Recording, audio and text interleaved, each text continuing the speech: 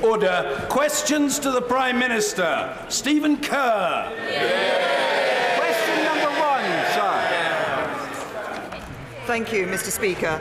Mr. Speaker, I'm sure members across the House will wish to join me in marking Holocaust Memorial Day this Sunday.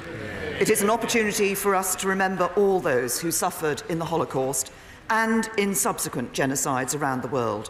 And it is a reminder that we must all challenge and condemn prejudice and hatred wherever it is found.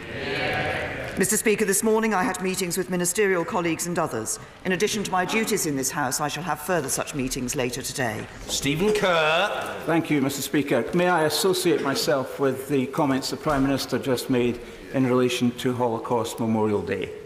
May I also say, as a proud Scot, that the United Kingdom of Great Britain and Northern Ireland is the most successful political union that the world has ever known.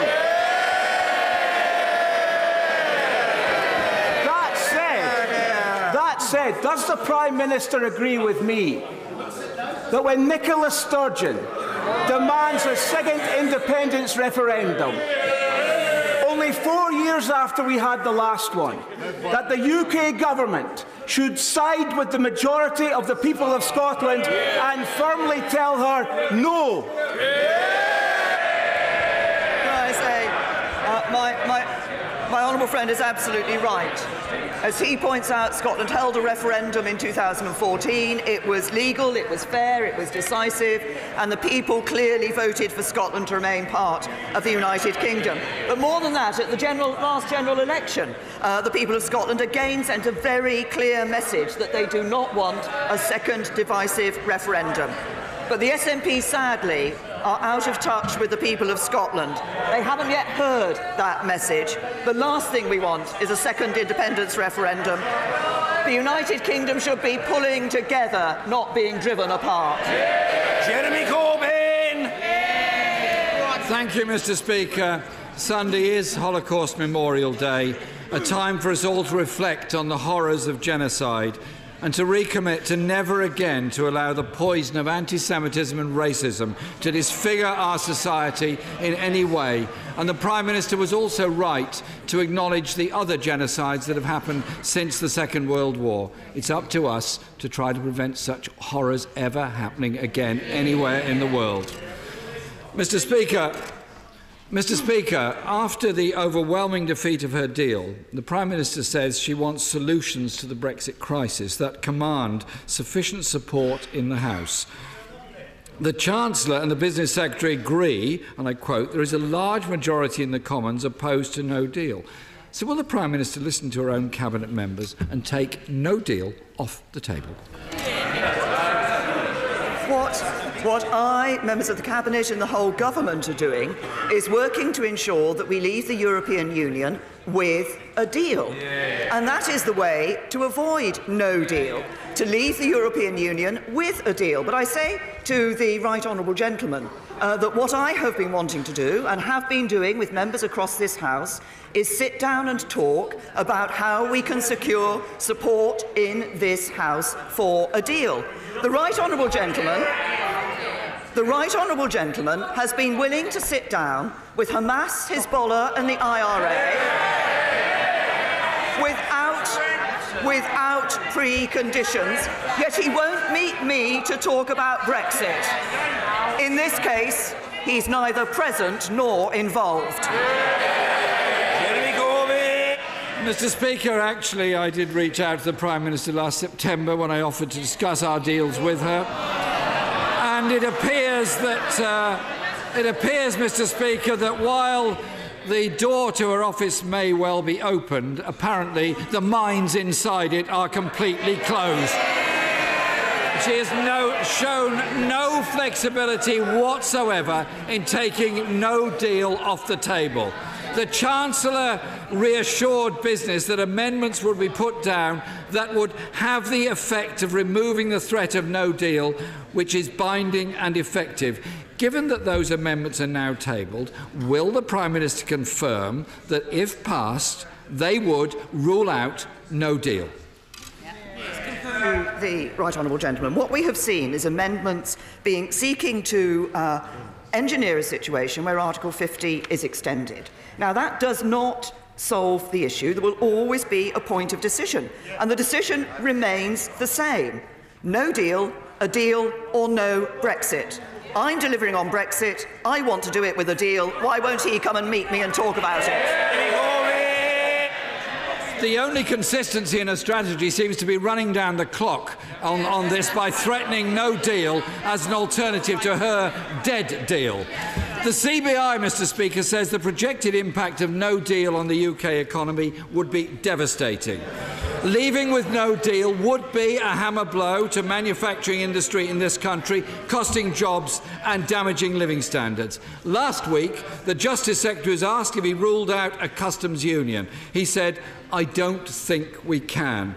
However, the same day, the Leader of the House said that we cannot be in a customs union. Can the Prime Minister be clear? Does her government rule out a customs union with the European Union? The right honourable gentleman talks about a customs union, and I note that he's put an amendment down which refers to, well, the Labour Party used to refer to a comprehensive customs union, then it was a new customs union, now it's a permanent customs union. But the question,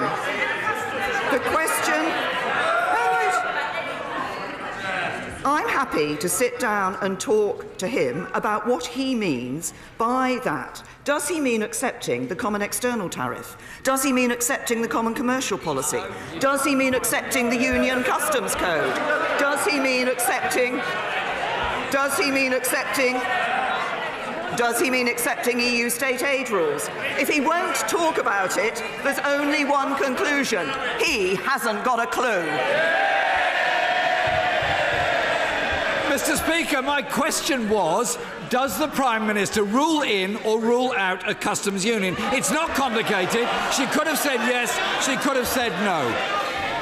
Mr. Speaker, it's a key part of what Labour is putting forward, and it's backed by the TUC, representing millions of workers, by the CBI, representing thousands of businesses. It's backed by the First Ministers of Wales and Scotland, and indeed by many members of her own party, including apparently her own Chief of Staff. So can the Prime Minister explain why is she ruling out a customs union as a solution to the crisis? She could, for once, actually answer the question.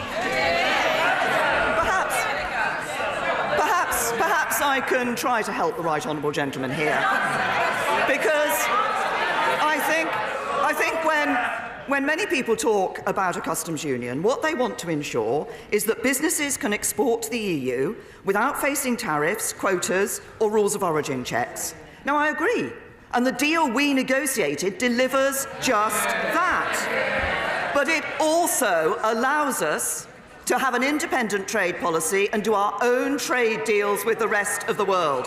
The benefits of a customs union and the benefits of our own trade policy.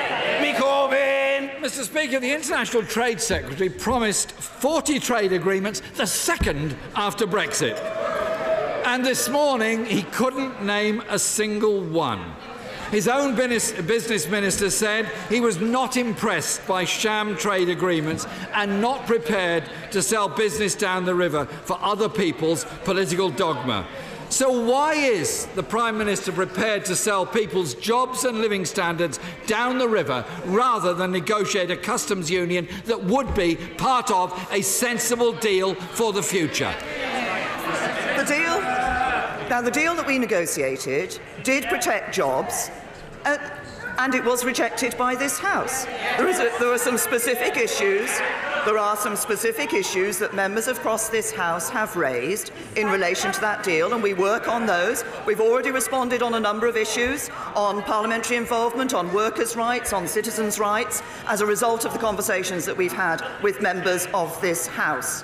But what we want to ensure is that we get a deal that does protect jobs. But the right honourable gentleman is doing exactly what he always does. He just stands up, uses these phrases, and the honest answer is I don't think he knows what those phrases mean and what the implications of those phrases are.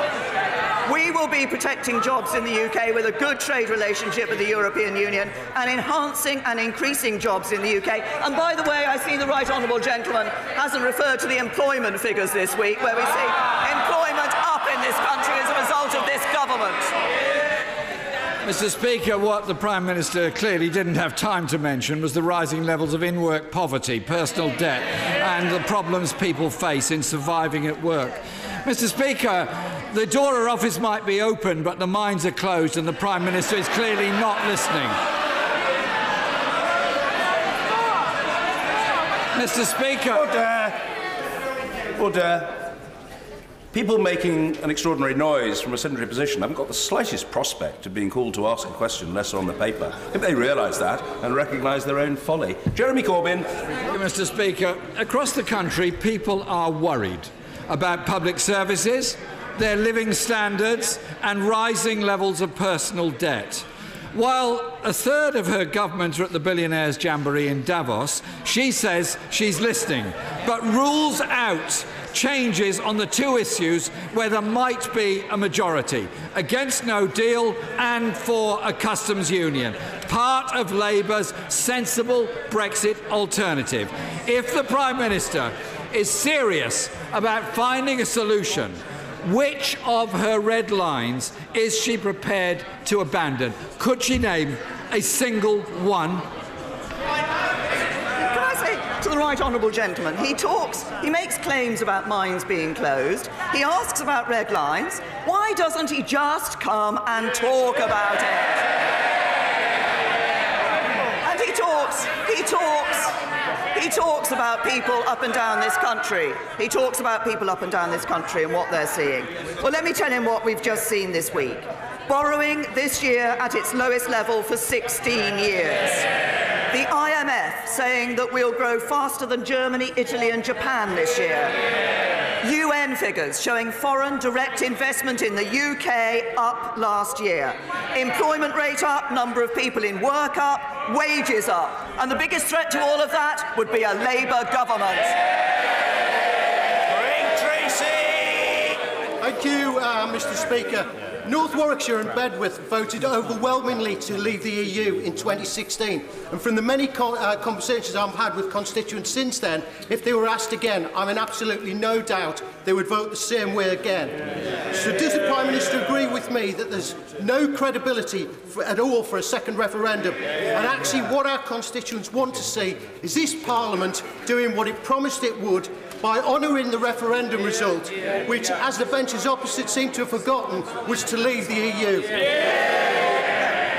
My honourable friend is absolutely right. And not just he and I and all members of the Conservative Party here in this House, but members of the Labour Party in this House stood on a manifesto to respect the result of the referendum and to leave the European Union. I've set out on a number of occasions my concern about returning to the British people in a second referendum. I think people gave that clear message. We asked them to make the choice, they made the choice, and we should deliver on it. Ian Blackford. Thank you, Mr. Speaker. Can I join with the Prime Minister in marking Holocaust Memorial Day? It is important that we reflect on the inhumanity of man to man that took place both at that time and, of course, subsequently, most recently with the Rohingya people. More has to be done to eradicate the risk that peoples throughout the world suffer from genocide. Well said, Ian. Mr. Speaker, last November the government published an economic analysis of Brexit. It looked at 4 scenarios, but it didn't include the Prime Minister's deal. Can I ask the Prime Minister, has she done an economic analysis of her deal? If the right honourable gentleman obviously looked carefully at the economic analysis, and he will have seen that in that economic analysis we did look at the impact of different issues in relation to the trade relation and set that out very clearly. And what it made absolutely clear was that the deal, the proposal that the government had put on the table was the one that was best in terms of delivering on the referendum and ensuring that we were maintaining people's jobs and enhancing the economy. Ian Blackford.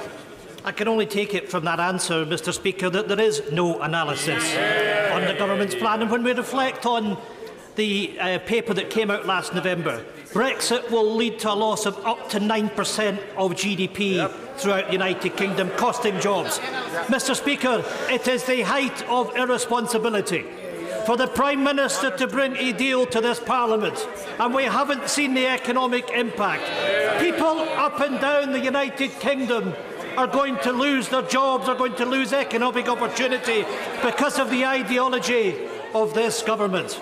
It is important that this House stands up and reflects on this and reflects on the economic security of our citizens. We have to be honest with people. We need to go back to the people and have a people's vote and let them determine what they want to do.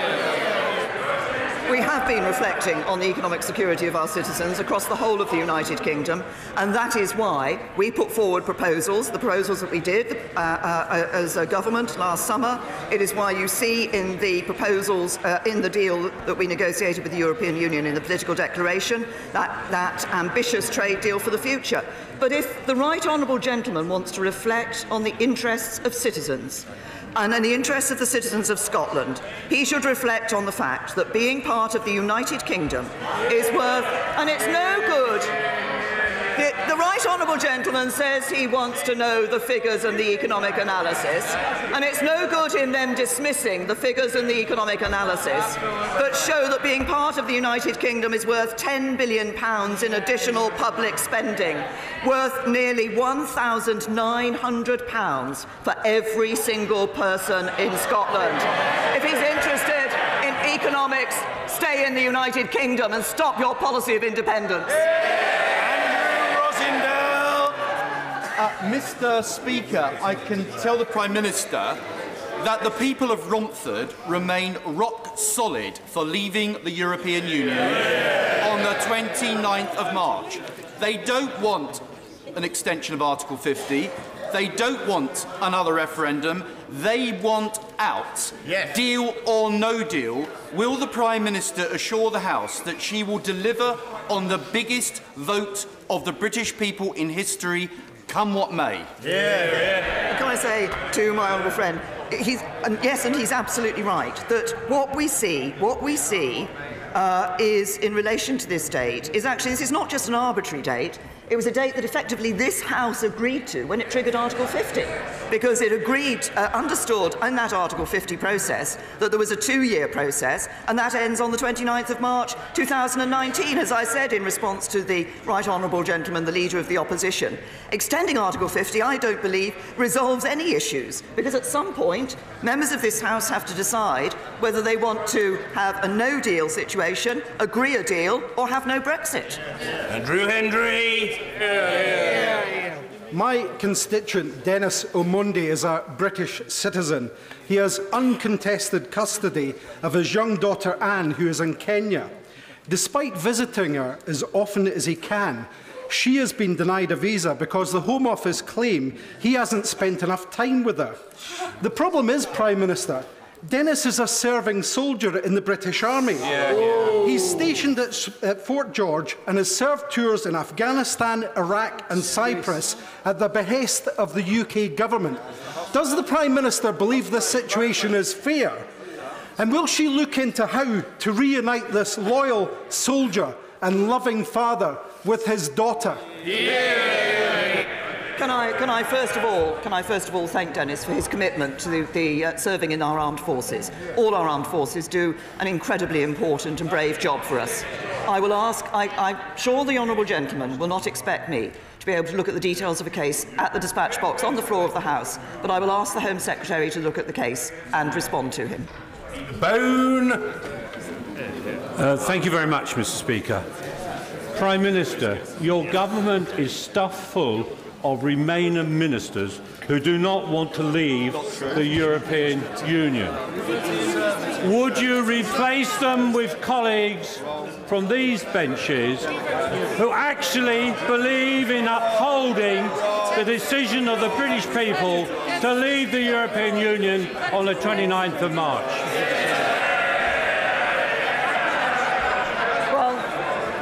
I've heard some job applications in my time, but that was quite an interesting one, I say to my honourable friend. But can I just say to my honourable friend My position and the position of this government and ministers across this government is very clear. It is our duty to deliver on the vote of the British people to leave the European Union. The two-year process ends on the 29th of March. That is the position of the government. And of course, I'm always happy to consider job applications from my honourable friend. But the basis of his application, I have to say, was not correct, because the government is committed to taking the United Kingdom out of the European Union. Steve Reid. Britain is facing a homelessness crisis, and homelessness, like food banks and child poverty, is linked to deprivation. So how can she justify removing deprivation levels from her new council funding formula, taking money away from the weakest and the poorest in society, just so she can bail out failing Tory councils like Northamptonshire? I say to the honourable gentleman that we look obviously very carefully at the formula that is required in order to ensure that we have that fair funding between local authorities. As he will know, there are many cases where actually some of the measures within that have been used do not properly reflect the situation on the ground. We look very carefully at this to ensure that what we're doing is ensuring fair funding between local authorities. Gillian Keegan. Thank you, Mr. Speaker. To mark Holocaust Memorial Day, a Chichester choir will be coming to Parliament to perform Push, a moving opera about the life of Szymon Gronowski, who was pushed off a train by his mother to spare him from certain death at Auschwitz. His mother and sister died, but Szymon will be here to share his story, which shows us the best and worst of humanity, and at a time when anti-Semitism is rising across Europe and here in our communities. Would the Prime Minister agree it is vital that we learn the lessons of history to eradicate anti-Semitism, and if possible, join us at the performance in Speaker's House next Monday? Well, can I thank my honourable friend for raising this important issue and highlighting that case, which I think shows the horrors that so many people went through during the Holocaust. Can I say to her that we obviously welcome the Chichester Choir to Parliament, performing Push, as she says in the House today, and I'd like to commend them for their work in keeping alive this remarkable story of Szymon Gronowski. But, as I've just indicated, his story reminds us of the millions who were killed in the concentration camps, the absolute horror of the Holocaust. As I said, we should all remember that, and remember genocides that have sadly occurred since, and condemn hatred and prejudice in all its forms, including anti-Semitism wherever it's found. And there's no place for racial hatred in our society. I apologise because I suspect I may not be able to attend the performance that my honourable friend has referred to, but I hope she will pass on my thanks to the choir for coming here and for the work that they're doing. Sarah Jones. The Prime Minister promised after the Grenfell Tower fire that she would do whatever it takes to keep our people safe.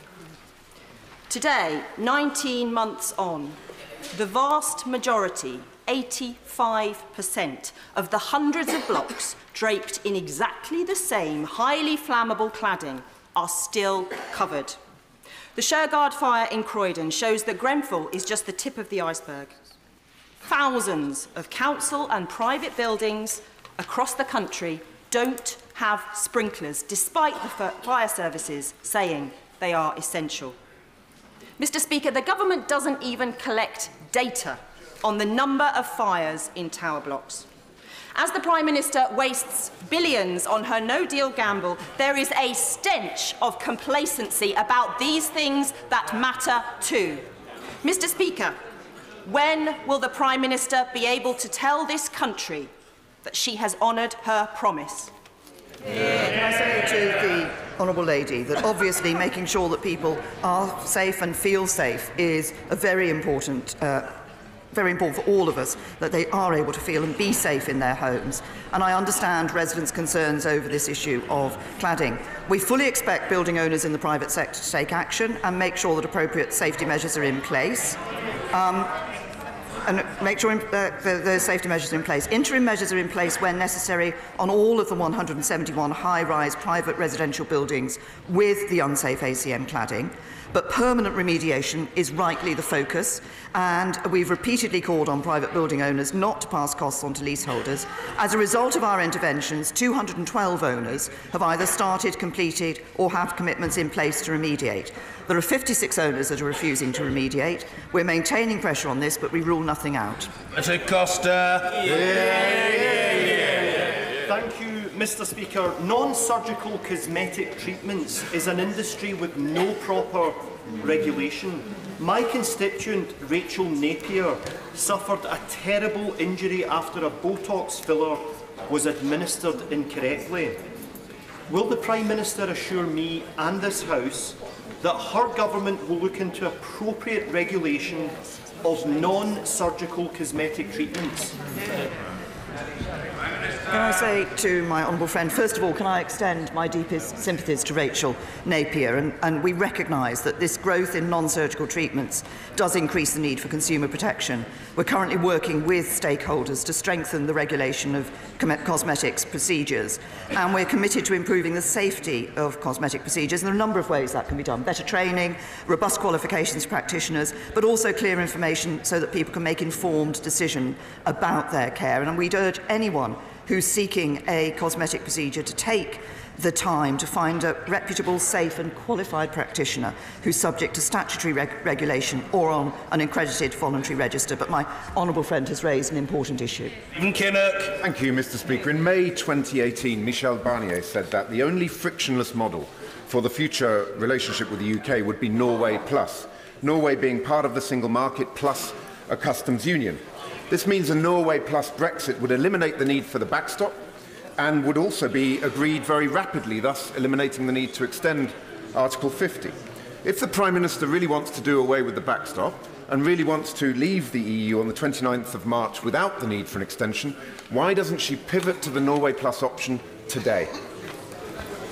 First of all, it is not the case that that is the only way to provide frictionless trade between the United Kingdom and the European Union. Other options have been put on the table. The question of the extent of that frictionless trade, it will be a matter for the second stage of negotiations. Order. Closed question. Michael Fabricant.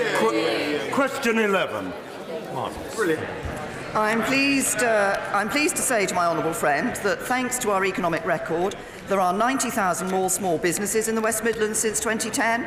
The national living wage is giving over 170,000 people a pay rise in the West Midlands this year, and employment in the West Midlands has risen by 252,000 since 2010. And I can also say to my honourable friend, we will continue to support the region by investing over £430 million as part of the Greater Birmingham and Solihull Local Enterprise Partnership. Michael Fabricant. As ever, that's great news for the West Midlands. And it shows our firm economic policy. But now, will my right honourable friend welcome the new Birmingham Airport Master Plan, which addresses its growth in services for businessmen and holiday makers for the West Midlands? And will she commit the government to work with the airport to help it expand its long-haul route network, which is so important for businesses of Lichfield and our holiday makers and beyond? Well, certainly we are supporting airports beyond Heathrow, such as Birmingham, to make the best use of their existing runways. I'm happy to welcome Birmingham's decision to publish this master plan, because I understand, as my honourable friend has referred to, that it does aim to attract new long-haul routes, in addition to the routes that it already runs. But we're also committed to improving access to Birmingham Airport, and of course, for example, by 2026, the airport will be served by HS2, significantly reducing journey times to London and dramatically increasing the catchment area of the airport. Clwyd. Thank you, Mr. Speaker.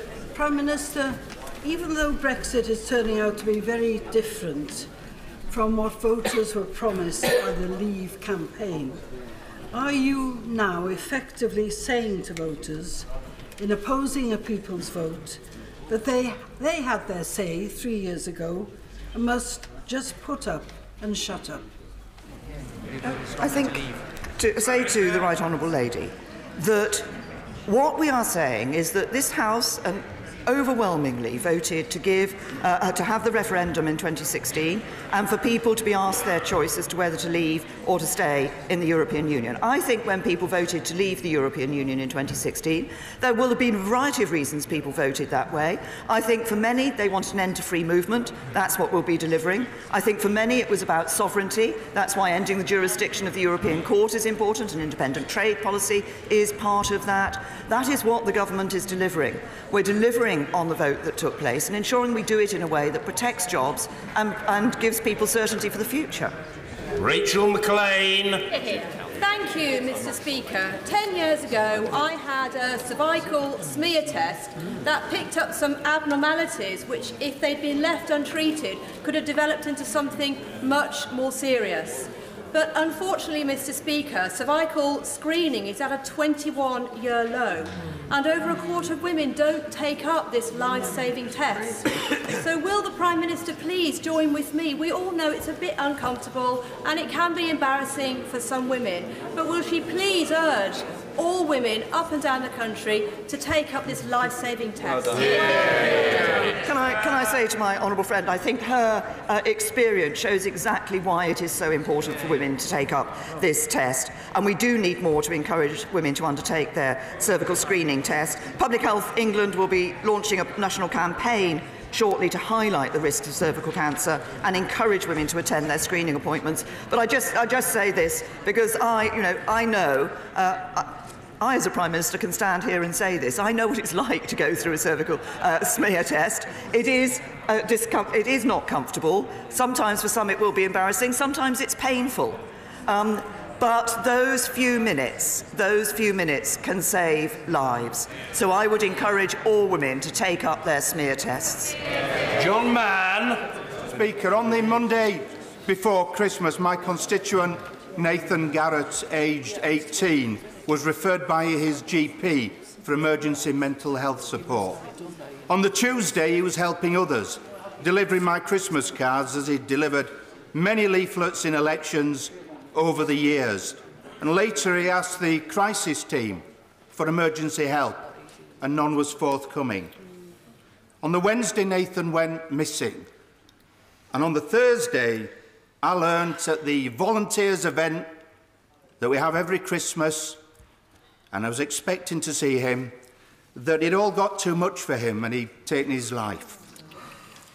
Nathan Garrett was a brilliant, engaging, kind young man.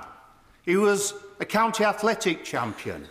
He was a talented, brilliant musician. He was incredibly popular. His parents and his grandmother are here today.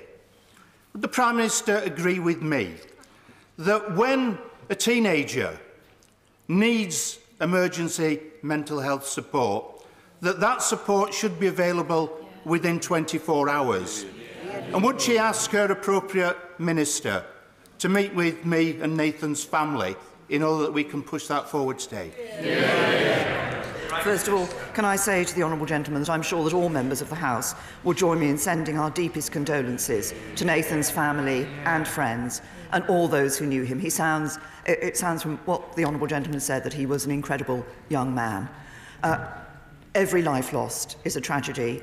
The incidents that we see of suicide are deeply concerning, and that's why we're taking action in relation to suicide prevention. The honourable gentleman has also raised the issue of mental health provision, and we recognise the importance of increasing the provision for people who are suffering from mental health problems, and I'm very happy to ensure that the honourable gentleman can meet the appropriate minister to discuss this. Lucy Allen. Thank you, Mr. Speaker. Almost a year ago, the authorities in Telford agreed to commission an inquiry into child sexual exploitation in our town. This came after a lengthy campaign by victims and their families seeking justice and answers. The promised inquiry has not happened. There is no chairperson, there is no start date, it hasn't happened. Does my right honourable friend agree with me that the failure to hold the promised inquiry lets down victims, survivors and our community? And will she join with me in urging the Telford authorities not to sweep this under the carpet, but to deliver on their promises and to start this inquiry now? Yes. Well, can I say to my honourable friend that she's raised a very important issue, and these crimes were utterly appalling. That's why we have given highest priority to tackling child sexual abuse and exploitation, and it is very concerning that, as my honourable friend has said, that this inquiry has taken so long to start, having been announced, as she said, in the spring of last year. It's in the interests of victims and survivors that the inquiry is set up and running as soon as possible. That's what people deserve, to be able to see that inquiry taking place, and I will ensure that a Minister from the Home Office meets with my honourable friend to discuss this further. Stuart Hosey. Last October at PMQs, I asked the Prime Minister about my constituent Hassan Mirza and his 10-year struggle simply to renew his passport. I wrote to the Prime Minister and received a holding response 2 months ago. Since then, his uncle has passed away and he could not attend the funeral. His wife is ill, but he cannot visit her or his children. This is unacceptable. So when will the Prime Minister finally give me a detailed answer, and when will she get a grip of the failings in the Home Office? I say to the honourable gentleman, I can only apologise to him that he has not had a detailed answer from me before now. I'm sure he gets that, but more than that, my right honourable friend, the Home Secretary, is happy to meet him and discuss the case. Jack Lepresti. Thank you, Mr. Speaker. Will my right honourable friend join me in paying tribute to my constituent Bob Woodward, who sadly died on Sunday? When Bob's son Robert was diagnosed with cancer in 1976 at aged 8, he founded the charity Click, Cancer and Leukaemia in Childhood, and over the following decades he raised over £100 million in support of worthy causes, which has changed lives. He was an inspirational figure and a great and compassionate man, and recently had a train, one of the new Great Western Railway trains named after him. Will my honourable friend also join me in paying our condolences and our sympathies with his friends and family? Well, yes, I'm certainly happy to join my honourable friend in expressing our sympathies and condolences to Bob Woodward's friends and family, but also in paying tribute to Bob. As my honourable friend has pointed out, he, after tragically losing his son to cancer, he dedicated his life to young cancer patients and their families, and was able to use his success as a property developer in providing residences where families of young cancer patients could live while their child was receiving treatment. I think it's a fitting legacy that there are now 10 of these properties in the UK, and CLIC is now a global organisation raising funds for care of families around the world. Bob Woodward suffered a terrible tragedy with the loss of his son, but he ensured that his work through his life is benefiting others. Ms McInnes. Mr. Speaker. This morning I received a letter from Santander saying that they're closing the branch in Middleton and suggesting that my constituents should avail themselves of banking services at Middleton Post Office, which in its turn is being franchised into the back of W.H. Smith's. So can the Prime Minister say what her policy is for our high streets other than just manage decline? I say to the obviously individual banks take commercial decisions. It sounds as if there will be still post office services available in the high street that the honourable lady has referred to, but we are concerned about the helping to manage our high streets and ensuring that we do have those good high streets for the future. That's why in the budget the Chancellor announced funding which is available to local authorities to work on them for plans for their high streets. James Gray. Thank you, Mr. Speaker. Will the Prime Minister join me in reassuring the people of North Wiltshire, and indeed the nation, that despite their announcement yesterday that they're to move their corporate headquarters and 2 senior executives to Singapore, the commitment of Dyson to Britain remains undiminished, as is evidenced. As is evidenced by the £200 million he's investing in his research and development site at Lavington, and a £40 million investing in the Engineering and Design College at Malmesbury. He's totally and utterly committed to Great Britain, and this announcement yesterday has no effect at all on that commitment. Well, can I say to my honourable friend that Dyson are clear that they will continue to have a long-term future in the UK. They've trebled their workforce to 4,800 over the last 5 years. But of course, what matters to companies like Dyson is having a government that is unapologetically pro-business, which this government is, and a government is ensuring that our balanced economic policy sees increasing employment, exports and foreign direct investment in UK companies at record highs.